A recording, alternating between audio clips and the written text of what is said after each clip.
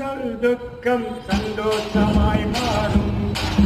உங்கள் கவலை கண்ணீர் எல்லாம் மறைந்துவிடும்.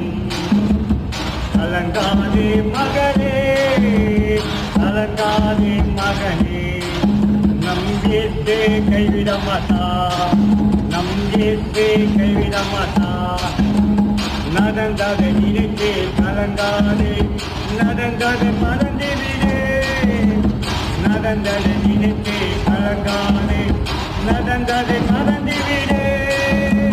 கர்த்தர் புதியனும் சேர்ந்திடுவார், இன்று நீ காண்பார். கர்த்தர் புதியனும் சேர்ந்திடுவார், இன்று நீ காண்பார்.